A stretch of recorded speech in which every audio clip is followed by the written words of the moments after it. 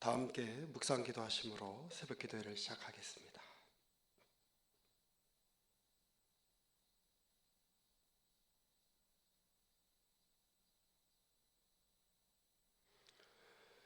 찬송가 29장 함께 부르시겠습니다.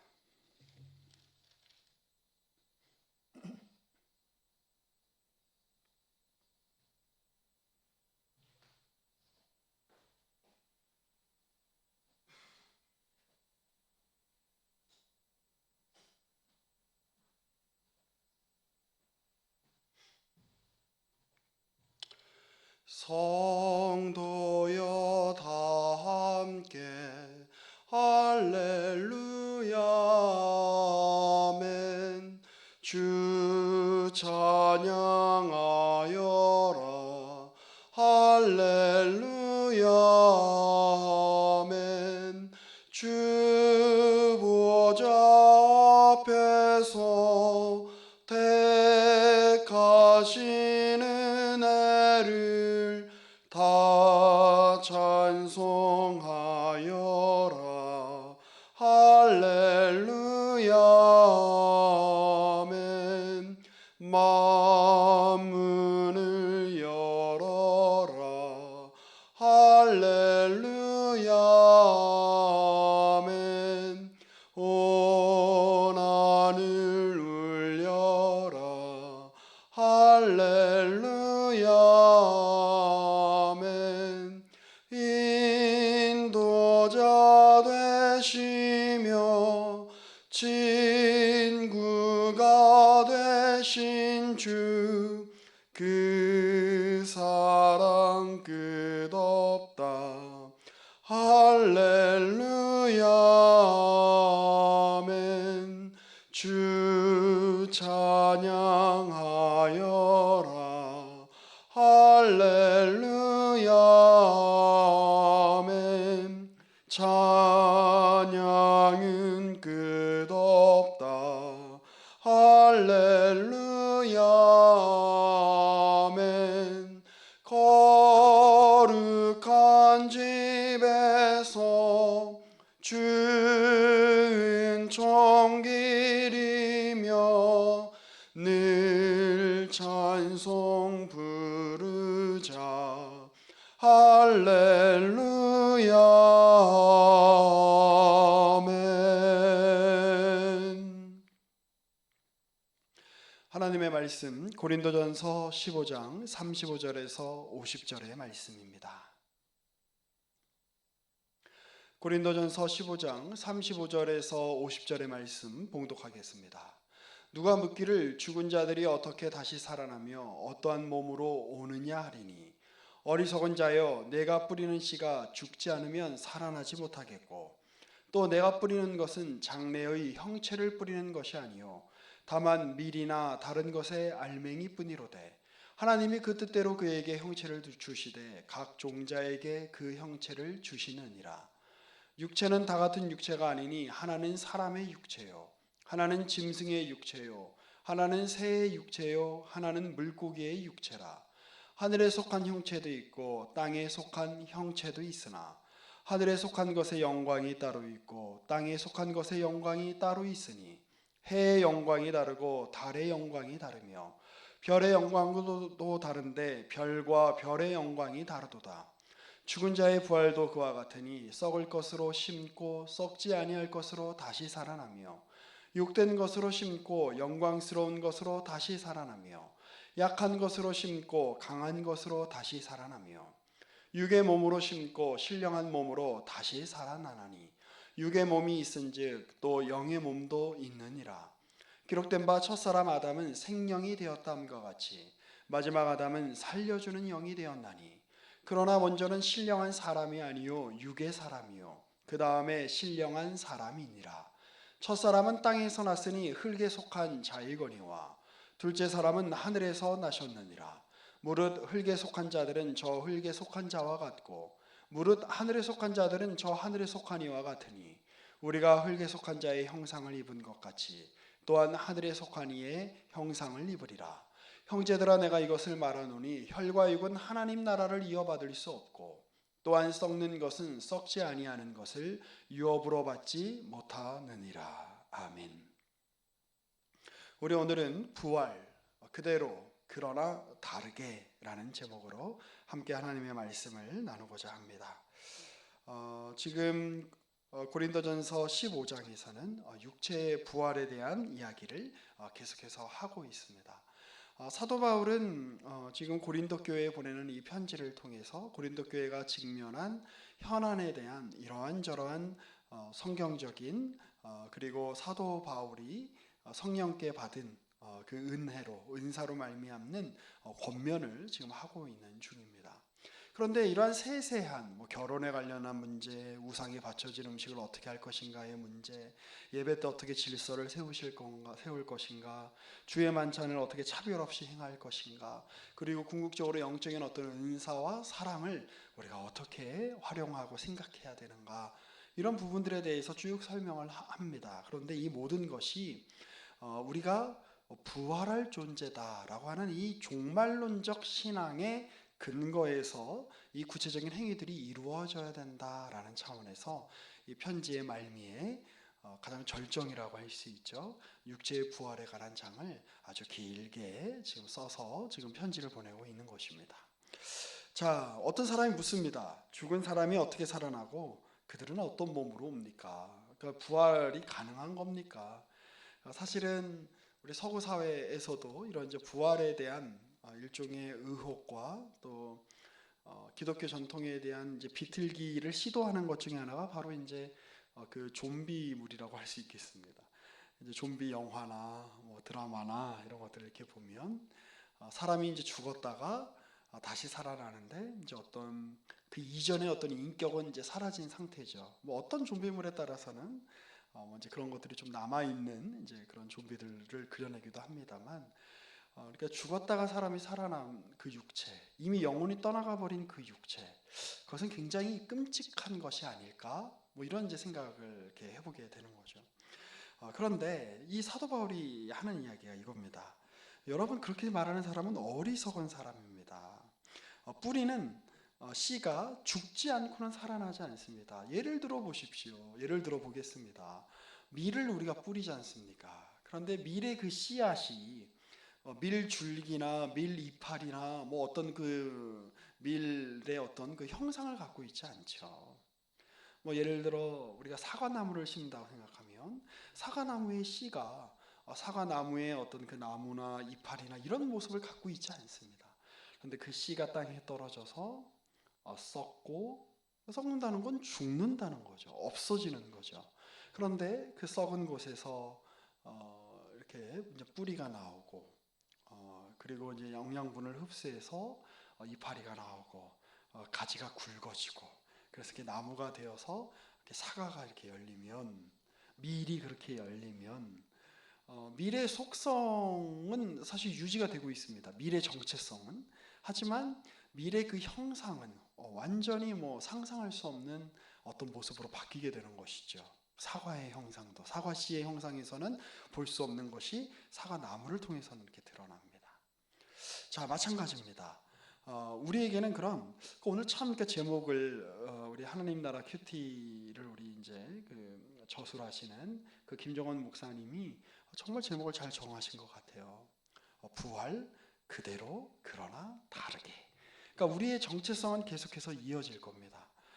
그러나 우리의 형상, 그리고 우리의 몸의 구체적인 기능들, 이런 것들은 변모된 형태로 우리가 그것들을 맞이하게 될 것입니다. 그걸 보여주는 것이 바로 예수님의 이제 부활하신 다음에 제자들을 또 여인들을 만났을 때에 성경이 묘사하고 있는 대목을 우리가 살펴보면 우리의 부활이 어떠할 것인가에 대한 어떤 그 짐작을 이제 할 수 있게 되는 거죠. 예수님의 정체성은 이어집니다. 예수님의 육체성도 이어집니다. 그런데 처음에 제자들도 그렇고 마리아도 그렇고 못 알아보죠. 왜냐하면 예수님의 어떤 형상이나 외면이 바뀌었다라기보다도 어떤 존재의 어떤 위상이 바뀌었기 때문에, 육체의 위상이 바뀌었기 때문에 이해를 못하는 것이죠. 예를 들어 우리도 우리가 이렇게 지각할 수 있는 청각의 그 주파수의 한계를 넘어서면 우리가 그걸 인식하지 못하지만 분명히 있지 않습니까? 혹시 뭐 여러분 중에 지금 뭐 라디오 주파가 이렇게 아무것도 안 했는데 귀에서 들리신다거나 TV에 어떤 주파가 이렇게 들리시거나 뭐 어떤 뭐 다른 통신의 그 주파가 아무것도 안 했는데 여러분들 귀에 들리신다면 그건 좀 문제가 있는 거죠. 옛날에 어떤 분이 그 MBC 그 뉴스에 이렇게 갑자기 이렇게 돌입하셔가지고 난입하셔서 4개의 도청 장치가 있다 뭐 이렇게 이야기를 하셨는데 약간 이제 그런 이제 그런 이렇게 좀 온전하지 못한 정신을 가지신 상태가 아니라면 우린 다 압니다.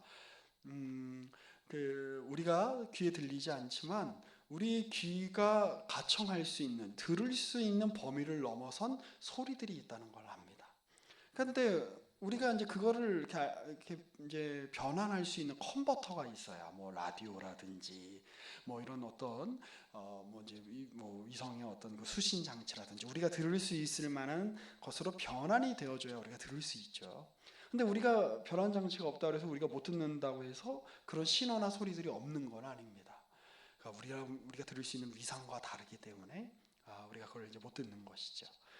예수님이 그 부활하신 몸으로 제자들에게 다가가셨을 때도 바로 그와 같습니다. 제자들은 아직 씨앗과도 같은 형태죠. 근데 예수님은 그 육체의 씨앗이 죽으시고 거기에서 부활한 새로운 존재, 하지만 이어지지만 다른 존재로, 다른 존재의 위상으로 서 계시기 때문에 여전한 그런 그 세상의 위상 가운데 있는 이들이 주님을 못 알아보는 겁니다. 근데 이제 주님이 성령을 통해서 그들의 눈을 열어주실 때, 말씀을 통해서 말씀의 역사와 성령의 역사는 구별되는 게 아니라 동일한 거죠. 그렇게 그들의 눈을 열어주실 때, 우리 앞에 예수가 계시는구나 라고 하는 일종의 이제 컨버터를, 라디오를, 기계를 이렇게 주시는 거죠. 그들의 눈이 열리게 하시고 귀가 열리게 하셔서 주님이 누구신지를 보게 합니다. 자, 우리의 그 부활체도 마치 그와 같을 거다라고 하는 겁니다. 우리가 부활한 상태에서 우리가 서로를 만나게 되면 서로의 정체성을 인지할 겁니다. 그리고 자신의 정체성도 인지할 겁니다. 그런데 우리가 이 지금의 세상, 옛 세상에서와는 전혀 다른 한 존재의 온전하고 완전하고 아름답고 하나님이 창조할 때 의도하셨던 그 완성을 목적하셨던 그 예수님의 그 부활하신 육신의 형상대로 우리가 서로를 마주하게 되는 놀라운 일이 있을 것이다. 지금 이 성경이 우리에게 이렇게 이야기를 하고 있는 것입니다. 그래서 38절에 보면 하나님이 그 뜻대로 그에게 형체를 주시되 각 종자에게 그 형체를 주셨습니다 라고 이야기를 하죠. 그래서 모든 그 살이라고 해서 다 똑같은 살은 아니죠. 사람의 살, 짐승의 살, 새의 살, 물고기의 살, 물고기에 보면 이렇게 구별을 합니다. 굉장히 사실 놀라운 이해입니다. 왜냐하면 우리의 그 영혼이 따로 있고, 예를 들어 우리의 영혼이 물고기 신체 속에 들어가면 우리의 지능과 우리의 인격은 그대로고 몸만 물고기일까요? 그렇지 않습니다. 이 물고기의 그 몸이 물고기의 몸 안에 있는 뇌가 그리고 그 뇌가 그 정보를 이렇게 수집하는 또 정보를 이렇게 전달하는 그런 모든 그 신경이 사실은 물고기의 어떤 의식을 형성하기 때문에 그렇습니다. 그래서 뭐 우리가 뭐 그대로 우리의 정보를 그대로 물고기의 뇌에 만약에 그 전이를 시킨다면 그 뇌가 감당이 안 되겠죠, 물고기의 뇌가. 그러니까 우리의 그런 정신과 그리고 우리의 영혼과 우리의 신체성이 구별된 것이 아니라 어제도 말씀드렸습니다만 아주 밀접하게 뭐 밀접하다란 말도 사실은 의미가 없는 말이죠. 거의 하나로 긴밀하게 엮여 있다라는 사실을 기억을 하실 필요가 있습니다. 여러분 우리는 인간의 살을 갖고 있는 사람입니다. 물론 우리가 다른 피조물들을 공감하고 피조물들의 아픔에 동참하고 그들과 함께하는 마음으로 피조세계를 잘 돌보고 또 인간만이 그 피조세계의 유일한 존재가 아니고 다른 모든 피조세계가 인간을 위해서 희생해야 된다라는 식의 사고방식은 옳은 사고방식은 아니죠. 그러나 우리가 피조세계를 대할 때에 우리는 독특한 존재고 하나님이 저들을 우리에게 맡기셨다라는 의식 가운데 우리가 피조세계를 대해야 하는 것이지 짐승이나 우리나 똑같다라고 생각하는 것은 매우 곤란합니다.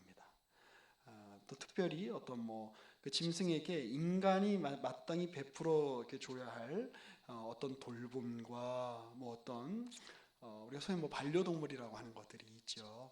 그래서 그런 돌봄과 그 어떤 그 동물들을 잘 이렇게 먹이고 또 기르고 하는 것은 하나님의 창조성의 한 발현이라고도 할 수 있겠습니다.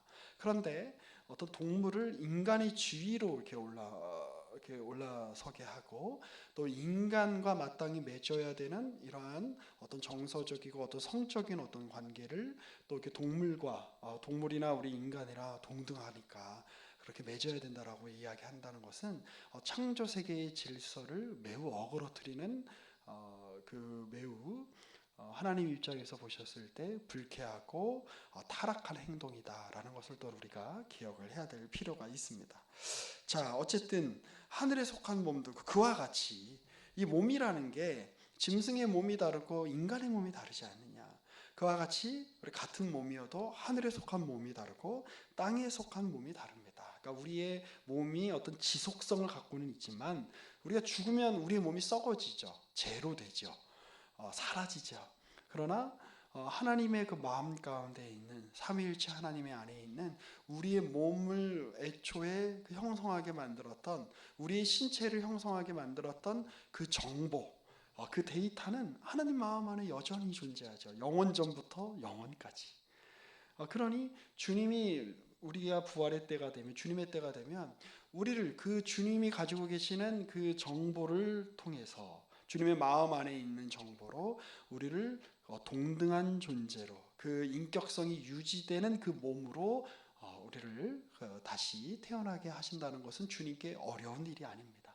그런데 그렇게 부활을 할 때에 그 부활한 몸은 주님께서 마치 부활하셨을 때 그리했던 것처럼 모든 죄와 이 세상의 어떤 한계를 넘어선 주님이 완성하시는 그런 몸일 것이다 라고 이야기를 하는 겁니다. 그래서 42절에 죽은 자의 부활도 그와 같습니다. 우리가 썩을 것으로 심지만 우리의 몸은 다 무덤에 들어가면 썩습니다. 화장장에서 다 재가 됩니다. 그렇지만 우리는 썩지 아니할 것으로 다시 살아나게 될 것입니다. 그 근거가 우리에게 있는 것이 아니라 하나님께 있다라고 성경이 이야기를 하고 있는 것이죠. 자, 그와 마찬가지로 또 우리 49절에는 이런 구절이 나오죠. 흙으로 빚은 그 사람의 어떤 그 형상, 그 누구죠? 그 아담의 형상. 그러니까 여기서 흙에 속한 자는 아담을 말하는 거죠. 그 형상을 입은 것 같이 우리가 인간으로 태어나면 다 아담의 후손으로 태어납니다. 그러니까 아담의 어떤 흙의 그 형상이라고 하는 그 속성을 우리가 인간이면 다 물려받습니다. 그러나 아담의 후손이기 때문에 우리가 또 다 원죄를 물려받는 것과 똑같습니다. 그런데 우리가 이제는 아담의 후손이 아니라 두 번째 아담, 새로운 아담, 우리에게 오신 예수 그리스도에 속한 자이기 때문에 우리가 그분의 형상을 입게 될 것이다. 우리는 모든 인간이 아담의 어떤 그 유전자를 계속 이렇게 이어받아서 아담의 그 신체가 갖고 있는 속성을 계속해서 물려받고 있지만 우리는 예수님께 속한 자이기 때문에 예수님이 그리하셨듯이 죽었다가 부활하며 또한 하늘에 속한 이의 예수님의 형상을 우리가 이어받는 존재가 될 것이다. 지금 사도 바울이 그 얘기를 하는 것이죠. 그렇게 이어서 또 권면합니다. 형제들아 내가 이것을 말하노니 혈과 육은 하나님 나라를 이어받을 수 없고, 그러니까 여기서 혈과 육이라는 것은 아까 39절과 40절에 말하는 뭐 짐승의 몸, 사람의 몸, 뭐 사람의 살, 뭐 하늘에 속한 몸 이런 것과는 조금 이제 구별되는 개념이라고 할 수 있겠습니다. 옛 세상의 질서 속에서 죄에 오염된 죄의 지배를 받는 인간의 현실적인 육체성을 의미하는 말입니다. 우리가 이 세상을 사는 동안에 그것과 끊임없이 투쟁을 할 수밖에 없죠. 그러나 그거는 썩는 것에 불과하다. 그러니 우리의 이 썩을 몸에 물론 우리의 몸이 건강해야 우리의 정서가 건강하고 또 정서가 건강해야 또 우리의 영혼도 또 이렇게 온전히 또 살아갈 수 있는 것은 분명합니다. 그러나 육체가 전부인 것처럼 사는 세상 사람들과 같이 이 육체가 전부인 것처럼 우리의 욕망과 또 하나님이 허락하시는 늙음과 또 죽음 이걸 벗어날 인간이 없죠. 그런데 그 앞에서 우리가 겸허함과 겸손함으로 또 하나님의 역사를, 우리의 몸을 새롭게 해주실 주님의 역사를 기다리는 그런 자세가 아니라 마치 그 선악과를 따먹은 그 아담의 심정과도 같이 하나님의 그 일하심과 주권에 우리가 그 순응하지 못하고 여전히 내가 내 육체로 손으로 붙잡고 있는 것들을 내려놓지 못한다면 그것은 얼마나 나쁘끄럽고 그것은 얼마나 안타까운 일이 되겠습니까? 특별히 교회 안에서 이렇게 보면 나는 주님 곁으로 빨리 가고 싶어요 이렇게 이야기를 하시고 이 세상은 별것 없습니다라고 말씀하시는 목사님이나 장로님들 중에도 권사님들 중에도 실제로 물론 우리가 그 죽음을 일부러 나는 뭐 죽음이 아무 두렵지 않아 난 죽음을 맞이할 거야 이런 것도 사실은 어떻게 보면 좀 위선적이거나 좀 왜곡된 태도라고 할 수 있을지도 모르겠습니다. 그런데 결국 이제 죽음이란 무엇이죠? 우리가 손으로 쥐고 있던 모든 것을 다 내려놓는 과정입니다. 사도 바울이 어제 본문에서 이야기했듯이 나는 날마다 죽노라 라고 이야기했던 것처럼 우리가 그 연습과 그 훈련을 해야 됩니다. 그런데 여전히 내가 어떤 이룬 것, 내가 어떤 행한 것, 그것을 놓지 못하고 다음 세대에게 물려주지 못하고 여전히 손으로 붙잡고 내가 젊었을 때 내가 누렸던 어떤 사람들의 관심과 인기와 어떤 그로 말미암는 어떤 보상과 이런 것들을 내가 해왔던 말과는 달리 나는 하나님께서 다 주신 거니까 나의 나된 건 다 주님의 은혜야 내 건 하나도 없어라고 종교적으로는 그렇게 말을 하지만 실제 삶에서는 자신이 갖고 있는 소유나 자신의 기득권을 끊임없이 내려놓지 못하고 그것을 붙잡고 있는 그 노욕으로 말미암아 한 공동체가 그 역동성을 잃고 생명력을 잃고 또 교회가 때로는 분열되기도 하고 하는 이런 일들을 우리가 한국교회에서 얼마나 많이 보아왔습니까? 그러니까 이 세습의 문제는 단지 그냥 세습의 문제가 아니라 저는 늘 말씀드립니다만 이것은 약간 우상숭배의 문제와 직결되어 있는 것 같아요. 하나님이 말씀을 전하게 해주시고 사람들을 모이게 해주셔서 주님의 복음을 증거하게 하신 것이지 어떤 유명한 설교자나 유명한 목회자의 그것이 목회자에게 귀속된 권리나 권한이나 능력이 아니라는 사실을 우리가 기억해야 합니다. 그것은 썩지 아니하는 것을 마치 하나님의 그 유업보다도 하나님이 주시려는 것보다 더 굳게 붙잡고 있는 아주 그 표독한 우상 숭배라고 할 수 있을 것입니다. 또 그 외에도 또 우리가 생각해 볼 것들이 많죠. 우리가 제가 좀 부정적으로 지금은 좀 말씀을 드렸습니다만 또 우리 실패를 향해서도 또 고난을 향해서도 우리가 이런 관점으로 본다면 새로운 관점으로 볼 수 있을 것입니다. 우리의 삶 가운데 실패가 없는 삶이 없습니다. 그리고 아무리 잘 나가고 세상에서 뭐 0.001%의 어떤 그 권력이나 경제력을 누리던 사람도 결국에는 죽음이라고 하는 실패 앞에 이렇게 맞설 수밖에 없죠. 자, 어쨌든 우리는 이 육체성을 우리가 가지고 살면서 이 변화되지 않는 나 자신, 그리고 내가 아무리 노력해도 바뀌지 않는 나의 현실 때문에 우리가 얼마나 답답할 때가 많습니까? 우리가 그런 실패 때문에 좌절할 때가 얼마나 많습니까? 그런데 부활의 관점에서 보면 우리가 겪는 어떤 실패나 고난은 포기해야 될 어떤 이유가 아니라 소망의 근거가 된다는 거예요. 우리가 부활의 때가 되면 나의 이 한계를 넘어서 나의 이 육신의 한계를 넘어서 하나님이 내게 이루고자 하시는 목적이 온전히 성취될 때 얼마나 영광스러운 몸으로 우리가 변모될 수 있을 것인가. 그러니까 지금의 실패는 현재 우리 몸의 한계를 보여줄 뿐이지만 이 몸은 변화될 거라는 겁니다. 씨앗이 땅에서 썩는 것처럼 보여도 새 생명을 위한 과정으로 그 모든 일들이 진행되는 것 같이 현재 우리의 연약함도 영광스러운 미래를 향한 과정이다라는 사실을 기억하시며 그렇기 때문에 오늘 우리가 한 걸음 더 노력해 볼 수 있는 거죠. 죽음이 끝인 사람들은 그래 어차피 안 돼. 그러면서 일종의 허무주의와 자포자기한 상태로 여기서의 자포자기는 자기 자신을 자포자기하는 게 굉장히 많습니다. 내가 좀 선을 행하려고 좀 해도 내가 남을 좀 이해해 보려고 해도 나는 내가 여태까지 살아온 게 있어서 아니면 내가 이렇게 되어 먹어서 난 이렇게 태어나서 안 돼 라고 생각하는 분이 있습니까? 그렇지 않습니다. 변화될 수 있습니다. 왜냐하면 우리는 궁극적으로 부활의 때에 온전히 변화될 것이기 때문에 그렇습니다. 그러니 그 부활의 때에 우리가 어떤 급격한 변화를 우리가 맞이하게 되겠습니다만, 그 부활을 주님께서는 지금도 가지고 오시는 분 아닙니까? 성령으로 오늘이라고 하는 하루를 또 우리에게 창조해 주시고 선사해 주시는 것을 통해서 오늘 네가 마치 부활한 사람처럼 살아보아라. 오늘 우리에게 그렇게 기회를 주고 계십니다. 그렇게 우리 몸이 부활할 존재인 것을 기억하시며 오늘 하루하루의 삶을 주님의 모습을 닮아가며 그렇게 실천하며 우리의 몸으로 그렇게 주님의 몸을 닮아가기를 그렇게 애쓰며 여러분들의 몸을 귀히 여기시고 여러분들의 주변을 귀히 여기시고 여러분들의 주변에서 만나는 사람들, 하나님이 우리에게 허락하신 이 세상을 귀히 여기며 또 오늘 하루 부활할 존재로 사시는 저와 여러분 되시기를 이 말씀을 들어 권면하고 축복합니다. 우리 이 시간에 함께 같이 이렇게 기도했으면 좋겠습니다. 부활을 주시는 하나님, 제 몸이 하나님과 이웃을 사랑하기에 부족함이 없는 몸으로 변화될 때까지 인내하며 사랑하는 백성이 되게 하소서. 우리 잠시 이 제목을 가지고 기도하신 뒤에 주기도문으로 새벽 기도회를 마치도록 하겠습니다. 함께 기도하시겠습니다.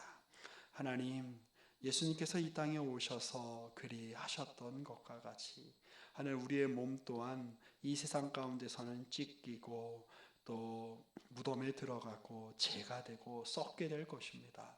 주님, 그러나 그 과정은 허망함으로 무로 사라지는 과정이 아니라 우리 주님이 그리하셨듯이 부활의 몸으로 영광스러운 몸으로 다시 태어나기 위한 과정인 줄로 믿습니다. 주님, 그렇게 우리 주님을 따라 우리 주님의 형상을 따라 부활을 약속받은 자로서 부활이 있는 자로서 하나님이 오늘 우리에게 맛보여 주시고 하나님이 오늘 우리에게 선사해 주시고 하나님이 오늘 우리에게 적용해 주시는 이 부활의 아침, 이 부활의 하루를 또한 세상 사람들과는 다르게 부활할 존재로 힘있게 살아가는 오늘 우리의 몸이 되게 하여 주시고 오늘 우리의 일상이 되게 하여 주시고 오늘 우리의 실존이 되게 하여 주시고 오늘 우리의 삶이 되게 하여 주옵소서. 그리하여 우리가 우리의 영혼에 대하여 또 우리 주변에 대하여 우리가 만나는 사람들에 대하여 부활의 소망을 증거하는 복된 하루가 되게 하여 주옵소서. 우리의 구주이신 예수 그리스도의 이름으로 기도합니다. 아멘. 하늘에 계신 우리 아버지여, 이름이 거룩히 여김을 받으시오며 나라가 임하시오며 뜻이 하늘에서 이루어진 것 같이 땅에서도 이루어지이다. 오늘 우리에게 일용할 양식을 주시옵고 우리가 우리에게 죄 지은 자를 사하여 준 것 같이 우리 죄를 사하여 주시옵고 우리를 시험에 들게 하지 마시옵고 다만 악에서 구하시옵소서. 나라와 권세와 영광이 아버지께 영원히 있사옵나이다. 아멘.